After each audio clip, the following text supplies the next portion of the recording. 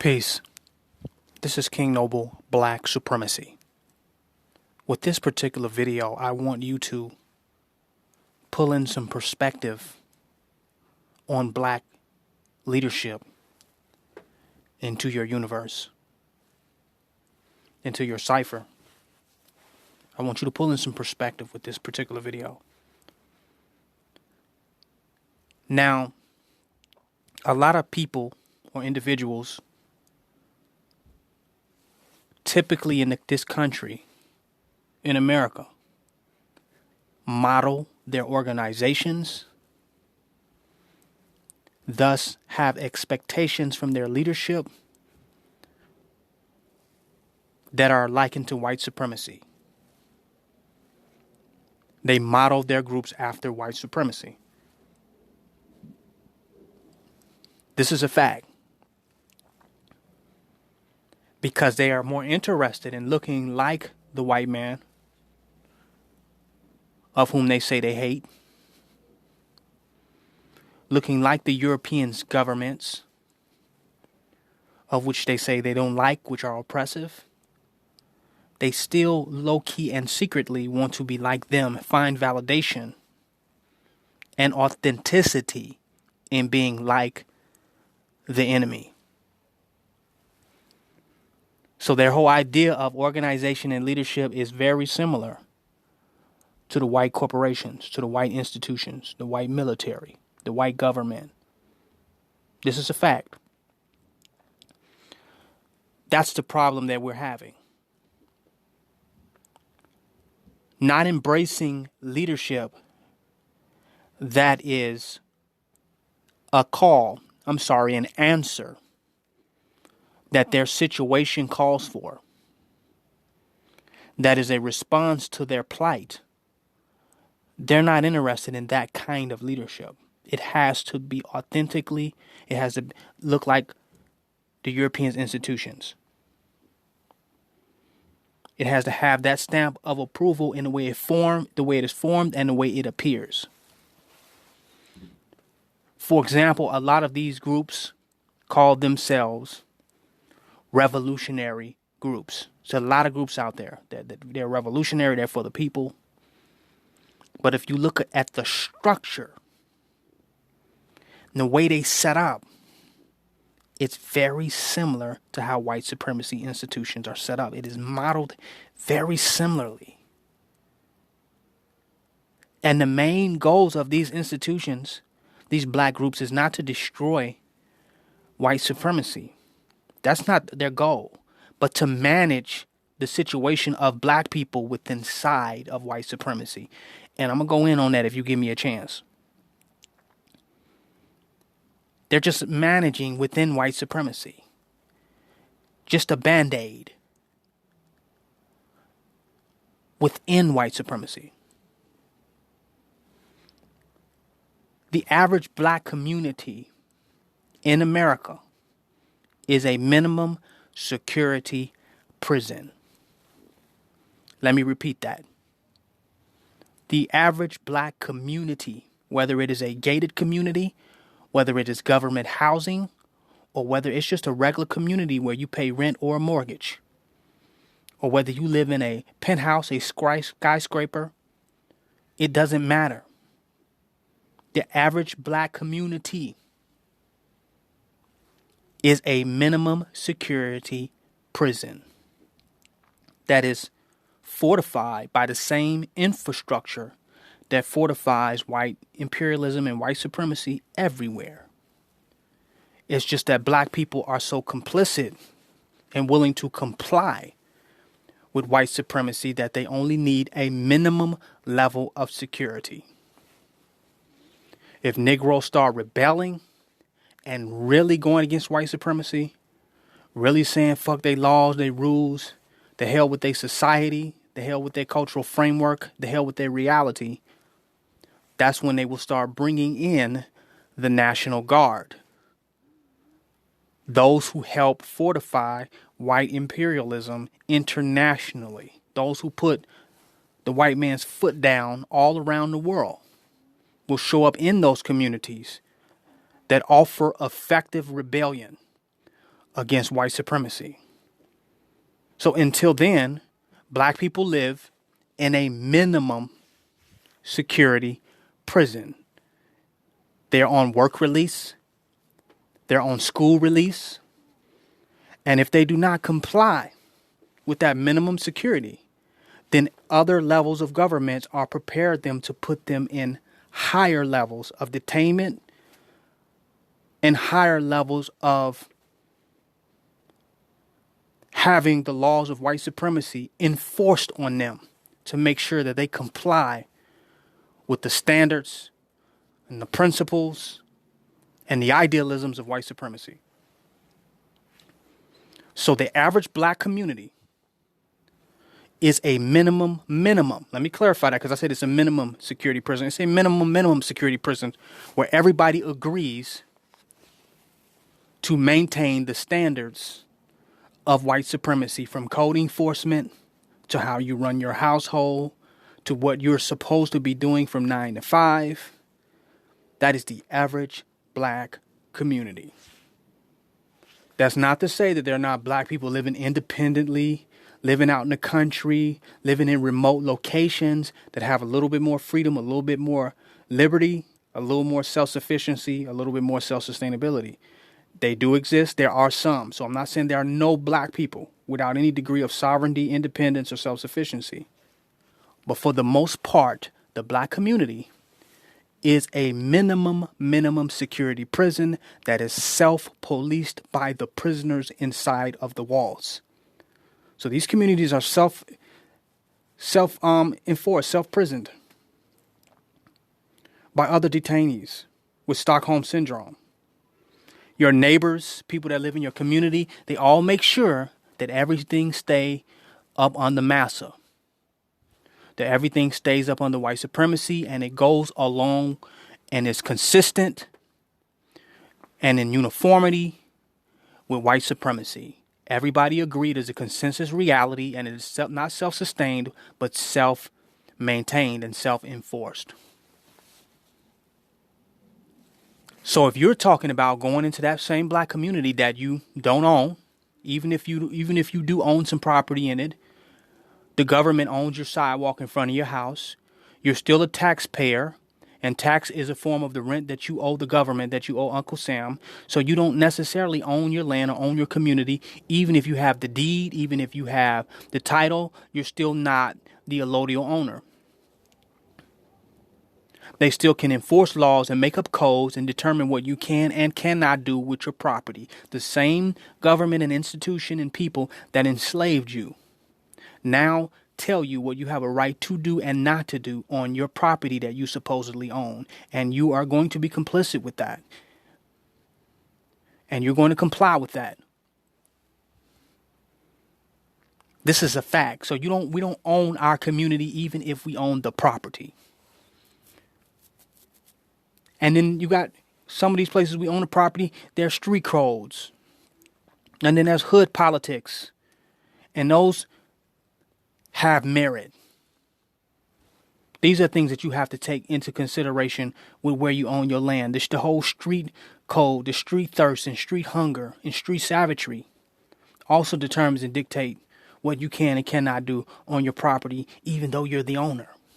It can determine how you can live on your property, with what type of peace of mind or harmony that you're able to live in. So you're in minimum security prisons. You're putting up your own cameras on your property. You got your own bars. You got your own deadbolts to lock yourself in, lock people out. Sounds like a prison. Doesn't sound like a hut in Africa. Doesn't sound like a pyramid. It doesn't sound like, it sounds like a minimum security prison that you're voluntarily locking yourself into. And now you have black organizations that model themselves after white supremacy that's now going to come into that community and patrol and police, as though we do not already have police and patrol. As though we're not already paying our taxes for the police that are already there. Now we need some black people who claim to be revolutionaries to come in our community and patrol. They're like Muslims maintaining the peace in jail when the people in the prison is ready to have an uprising, is ready to have an insurrection. They're ready to keep peace in the prison. You got these black groups. Now, revolutionaries are usually focused on overthrowing one system and implementing another. But they know they can't implement another until they have effectively overthrew the one there. So that means you can't totally go and implement black supremacy and, black power in these communities until you have overthrew white supremacy. So the focus of a revolutionary is not patrolling in prison, not patrolling under oppression, but overthrowing the oppressor and then implementing a new framework, a new government, a new system. So the true focus of a revolutionary should not be on patrolling hostages, should not be on patrolling prisoners.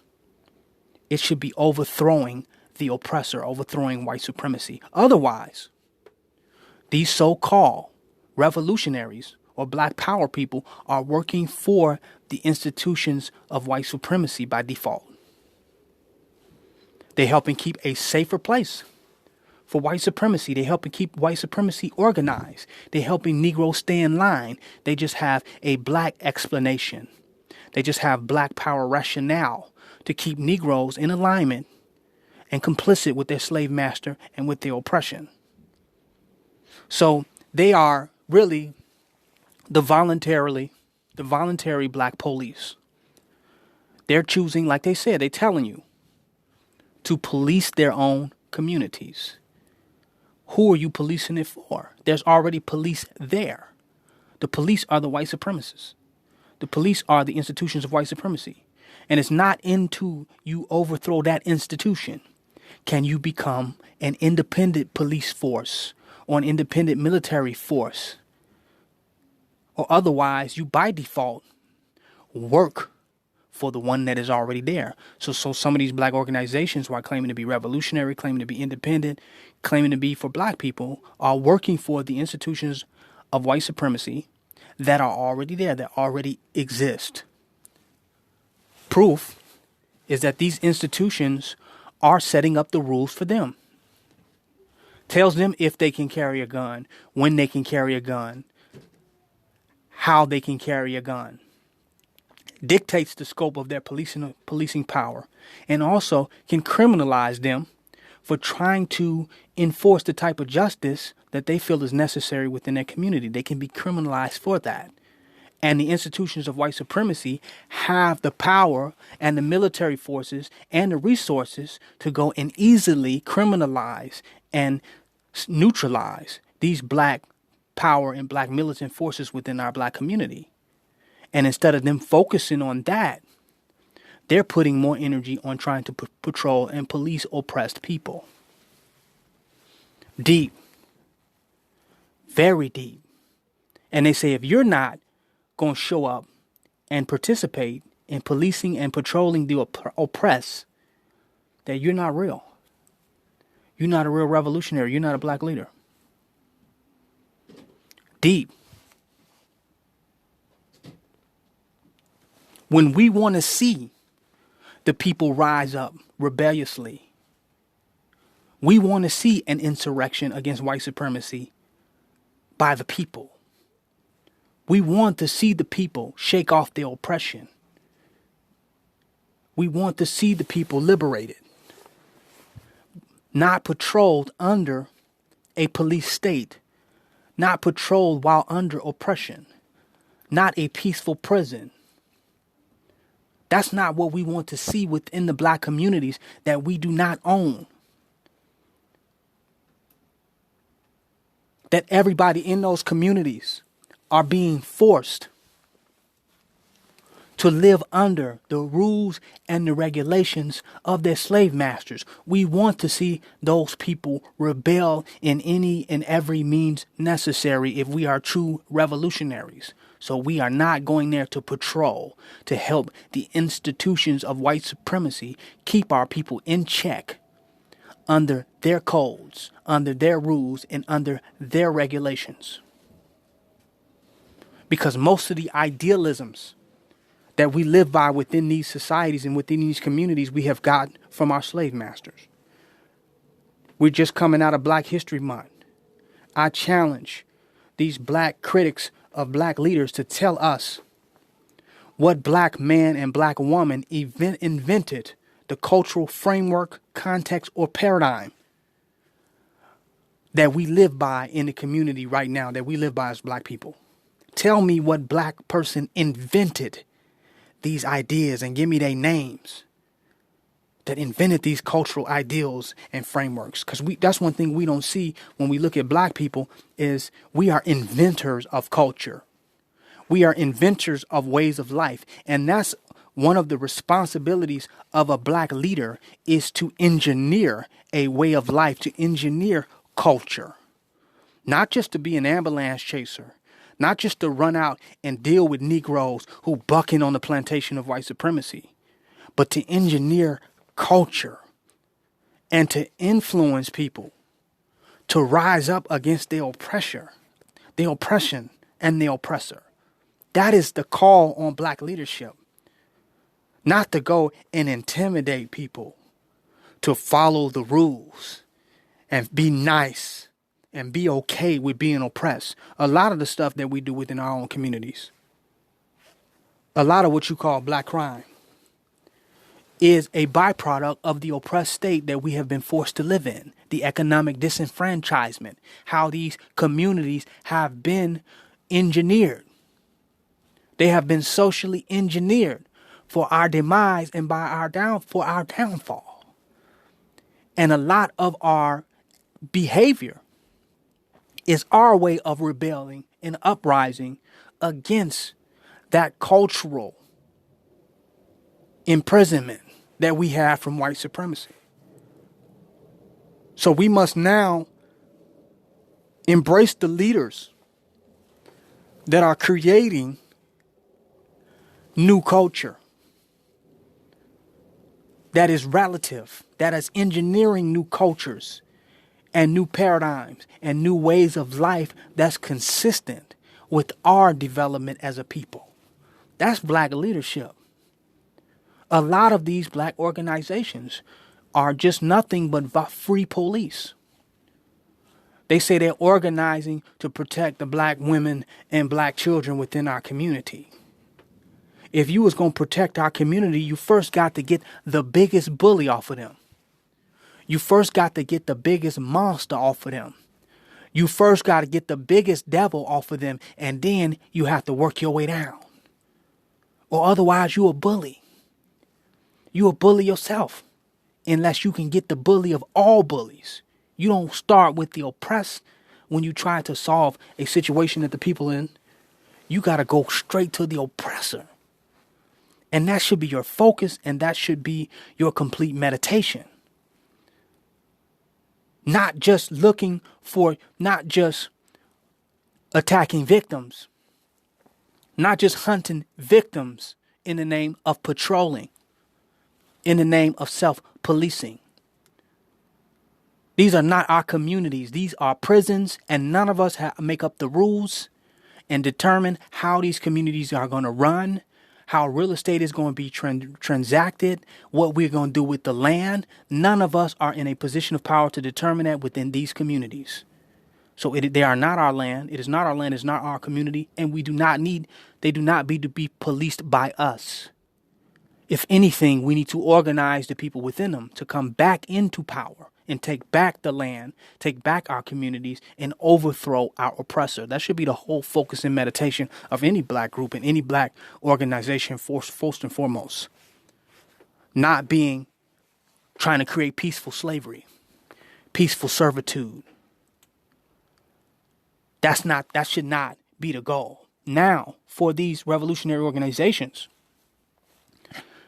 if we are not at a point where we can overthrow the oppressive forces and institutions within these communities, if we're not military prepared and ready or in a position to do that, so we should now start to take over land, and begin to grow our own food and establish our own power systems and come up with our own water and become self-sufficient and independent and able to provide for ourselves, and then cause a mass migration of those people into our own communities in our land that we have established, and then we set up the rules and regulations for that community, and then we can police based upon our rules and our regulations as being the true rulers of the land that we're on.